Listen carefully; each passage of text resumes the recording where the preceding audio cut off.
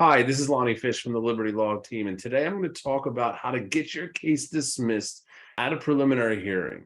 Now, there's a few things that we need to talk about before we talk about how to get your case dismissed. The first thing is what's the standard of proof at a preliminary hearing and what is a preliminary hearing? So real quick, a preliminary hearing is a hearing that is conducted by a court before a trial, and all it is a hearing where the judge says whether or not there's evidence to go to trial. That judge's role is not to say, I believe the witnesses, I don't believe the witnesses. In fact, that judge is supposed to accept what the witnesses say to be true and then determine whether or not there's more than enough evidence proven. And then the judge has to determine whether there's a prima facie case to go to trial that is more likely than not a crime has been committed after accepting the witness's testimony to be true. So the first way to get your case dismissed at a preliminary hearing is due to insufficient evidence. Now, how do we do that?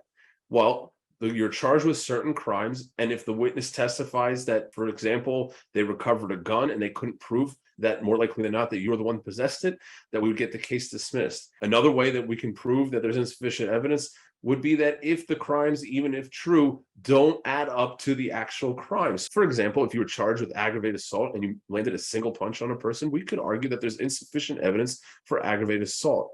To conclude, there's two ways we can prove that there's insufficient evidence. First, that the facts don't line up to the statute that you're charged. And second, that even if the facts are to be true, that it can't prove it's you. The second way to get your case dismissed at the preliminary hearing is if the government just simply isn't ready. There's two rules that we can discuss. One is Rule 600 and Rule 1013. Those are your speedy trial rules.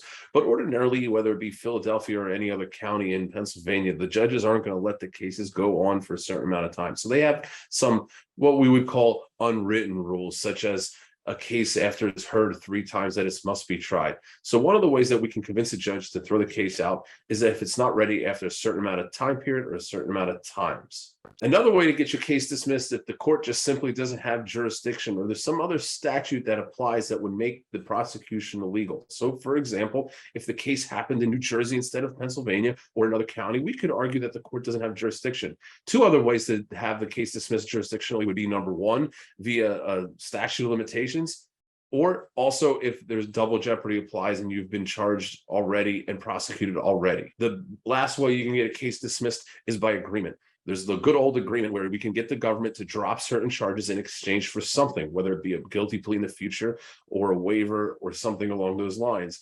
Or there's the good old, we convinced them that this was not worth prosecuting anyway, such as having them use prosecutorial discretion. So if you are charged with a crime and you're about to face a preliminary hearing, you should call us at Liberty Law Team. And if you like our videos, watch more and subscribe.